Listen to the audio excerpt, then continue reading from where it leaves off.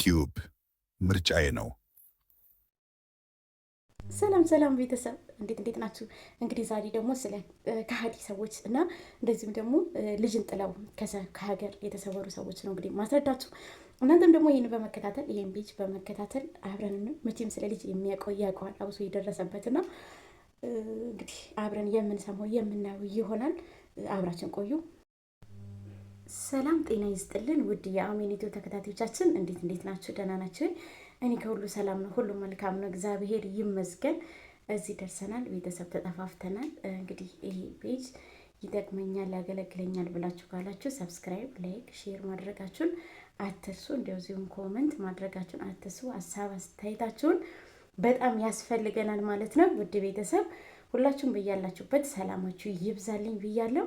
እንግዲህ እኔ ሁሌም ስለ እናቶችና ስለ ህፃናቶች ብዙም ጊዜ እናገራለሁ፣ አወራለሁ። የሰማሁትን ለራሴም መጠቀም እፈልጋለሁ። እናንተም እንዲጠቅማችሁ ብዙ ስደት ሀገር ላይ ያላችሁ እንደዚሁም ደግሞ እዚህ ኢትዮጵያ ውስጥ ሆናችሁም አልመች እያላችሁ በአንዳንድ ነገሮች አልመች ብሎ ከልጆች ርቃችሁ ለምትኖሩ እናቶች ነው እንግዲህ ይህንን ማስተላለፍ የፈለግኩትኝ። እና ውድ ቤተሰብ ሁሉም ሰው ከልጁ እርግጥ ወዶን አይደለም የሚርቀው። በአንዳንድ ምክንያቶች ከልጅ ቤተሰብ ይርቃል፣ በስራ ምክንያት እንደዚሁም ደግሞ ቤት ውስጥ አጋዥ ሰው በማጣት በአንዳንድ ነገሮች ዛሬን ሰርተን ነገን የተሻለ ሰው እንሆናለን በማለት ብዙ ነገሮችን በማሰብ ከልጅ እናት ትርቃለች፣ እናት ከልጅ ይርቃል። ይሄ ያለ ነው። ግን በንብረት በገንዘብ ምክንያት ልጅ ከእናት ማራቅ ወር ደግሞ ከልጄ ገንዘብ ይበልጥብኛል ብሎ ከማሰብ እና ለስራ ርቆ መሄድ አንድን አላደርግም። ዛሬ እንግዲህ አንድ ሁለት ጥንዶች ያደረጉትን ነገር ነው ለእናንተ መናገር ወር ደግሞ ማስተላለፍ የፈለጉትኝ። ምክንያቱም ባለድርጅት ናቸው፣ ሀብታም ናቸው፣ ሰርተው የተሻለ ቦታ መድረስ ነው ፍላጎታቸው። ግን በሰው ገንዘብ ነው እንጂ በራሳቸው ገንዘብ ሰርቶ የተሻለ ቦታ ለመድረስ አይደለም። ልጅን ትተው እነሱ የራሳቸውን ህይወት የራሳቸውን ላይፍ የራሳቸውን ጊዜ ለማሳለፍ ገንዘብ ለማግኘት ብዙ ሰዎችን አጭበርባሪ በነገራችን ላይ እዚህ ምድር ላይ ሞልቷል። በጣም ብዙ ሰው፣ አንድ ሰው፣ ሁለት ሰው፣ ሶስት ሰው የሚባል አይደለም።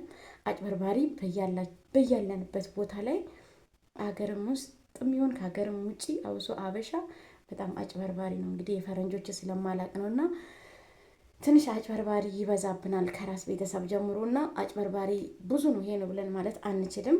እና ምን ሆነ መሰላችሁ? እቺ ልጅ የአብሮ ከሚሰሩ ሰዎች ጋር አጭበርብረው ልጃቸውን እቤት ትተው ይሄዳሉ። የባለ ሀብት ምን ይፈጠራል ልጃችንም ላይ ችግር ይመጣል ብለው አያስቡም። እሷ ላይ ችግር አድርሰው ከሄዱ በኋላ ምንም ይኖራል ብለው ስለማያስቡ ነው እንጂ ብዙ ነገር ሊፈጠር ብዙ ነገር እንደሚኖር እኮ ያውቁታል። ግን በቃ ካገኘናትም ከኖረችም ትኑር ካልኖረችም የራሷ ጉዳይ። ቅድሚያ ለገንዘብ ብሎ ነው ለቅድሚያ ለገንዘብ ሰጡ። እውነትም ሄዱ። ቻይና ሀገር እንሄዳለን ብለው ነው እነሱ እንግዲህ ከዚህ ከቻይና እቃ እናስመጣለን ነው፣ ግን አልሆነም። እነሱ የሄዱት አሜሪካ ነው። አሜሪካ የሄዱት ደግሞ ልጃቸውን ጥለው ነው። ልጃቸው ደግሞ እንግዲህ በጥሩ ሁኔታ ላይ አትገኝም። ምክንያቱም ማንም ሰው ስንት ዓመት የለፋበት የደከመበትን አበሳውን ያየበትን ነገር ማንም ሰው ሞተው አይችልም። ስለዛ እነሱም ደግሞ ይሄን ችግር እንግዲህ መፍታት ባለባቸው መንገድ ፈተዋል። እርግጥ ለህግ አሳልፈው ቢሰጡ ሞር አሪፍ ነበረ። ከህግ መቼም የሚያልፍ ነገር ስለሌለ ማለት ነው። እነሱ በራሳቸው ምርጫ ወስነው አስበው ይሄን ጉዳይ አድርገዋልና ውድ ቤተሰብ አንዳንድ ጊዜ የሚጠቅመንና የሚጎዳንን ነገር ለይተን ማወቅ አንችልም። ምክንያቱም ከገንዘብና ከልጅ ገንዘብ ሊበልጥ አይችልም መቼም። እነሱ የራሳቸውን ህይወት የራሳቸውን ላይፍ የራሳቸውን ጊዜ ለማሳለፍ ገንዘብ ለማግኘት ብዙ ሰዎችን አጭበርባሪ በነገራችን ላይ እዚህ ምድር ላይ ሞልቷል። በጣም ብዙ ሰው፣ አንድ ሰው፣ ሁለት ሰው፣ ሶስት ሰው የሚባል አይደለም። አጭበርባሪ በያለንበት ቦታ ላይ ሀገርም ውስጥ የሚሆን ከሀገርም ውጭ አብሶ አበሻ በጣም አጭበርባሪ ነው። እንግዲህ የፈረንጆች ስለማላቅ ነው። እና ትንሽ አጭበርባሪ ይበዛብናል ከራስ ቤተሰብ ጀምሮ እና አጭበርባሪ ብዙ ነው። ይሄ ነው ብለን ማለት አንችልም። እና ምን ሆነ መሰላችሁ? እቺ ልጅ የአብሮ ከሚሰሩ ሰዎች ጋር አጭበርብረው ልጃቸውን እቤት ትተው ይሄዳሉ። የባለ ሀብት ምን ይፈጠራል ልጃችንም ላይ ችግር ይመጣል ብለው አያስቡም።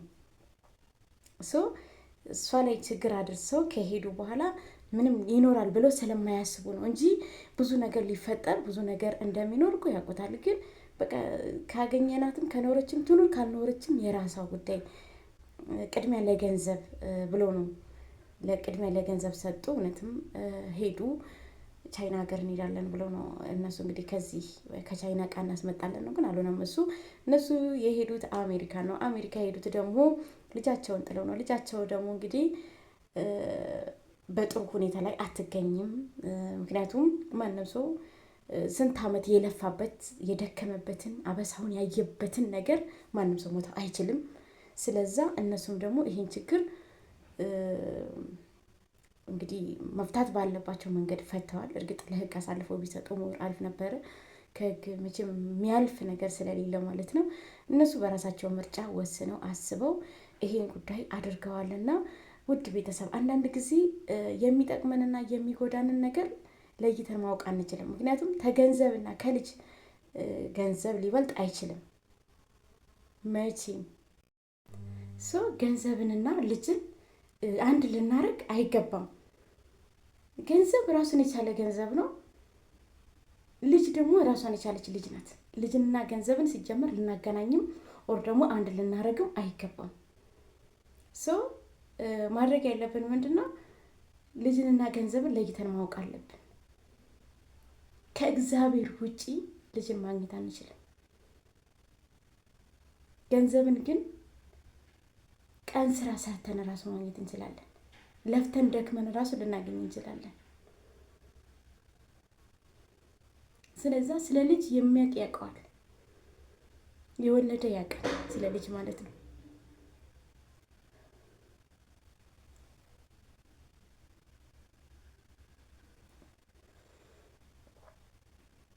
ልጅን የደረሰበት ችግሩን የሚያውቅ ያውቀዋል።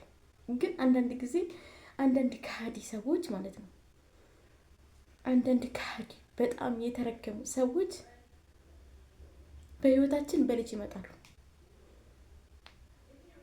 ልጅን ዛሬን እንጂ